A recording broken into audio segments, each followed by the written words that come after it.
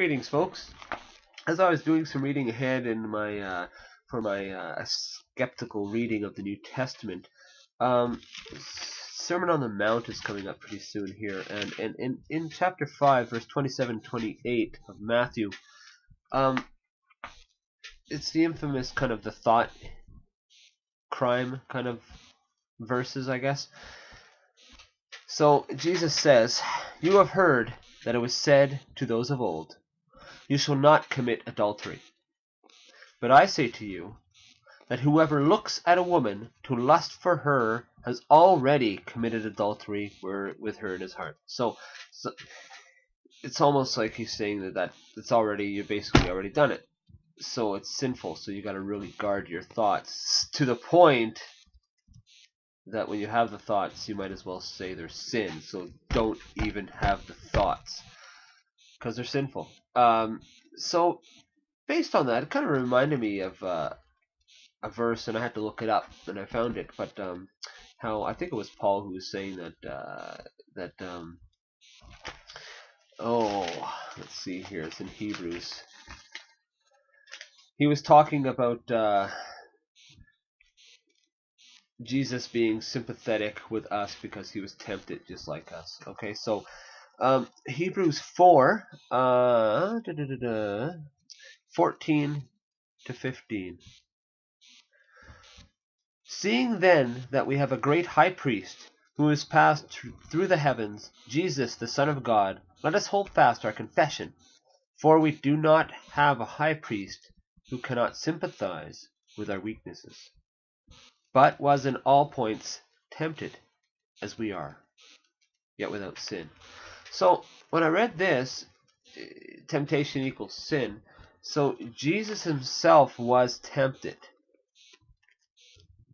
Therefore, I'm wondering, did he sin? But of course, there's a caveat here, yet without sin.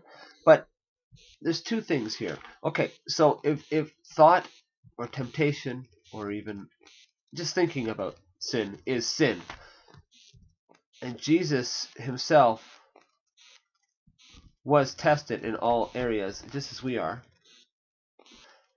So he was tempted. So he looked at Mary Magdalene possibly with a little lust in his heart.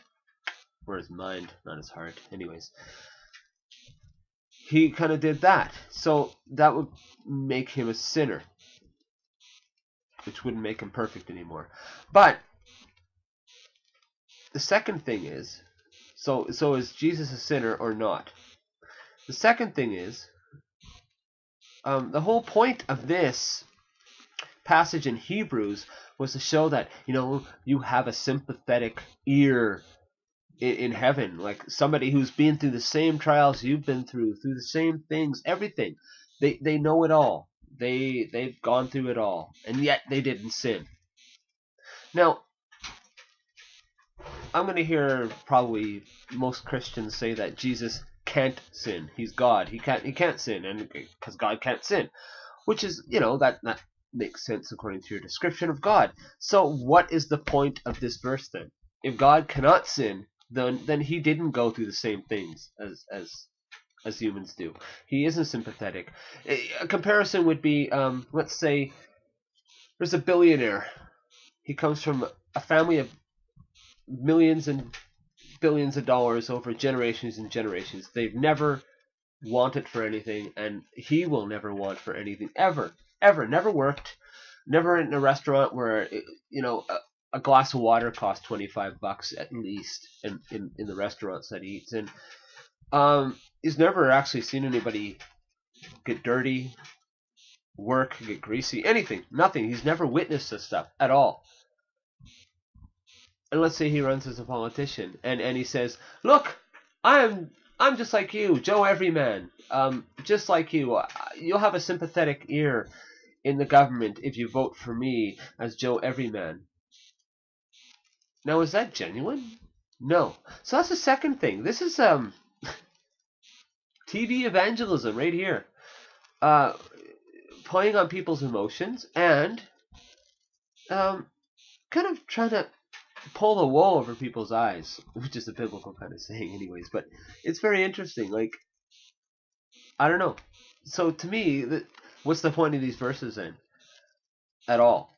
They don't make any sense or any impact. So, just any Christians out there who wants to answer this or talk about it, discuss it, figure it out, I don't know. Let me know, comments, whatever you want to do. All right, same as usual. Bye.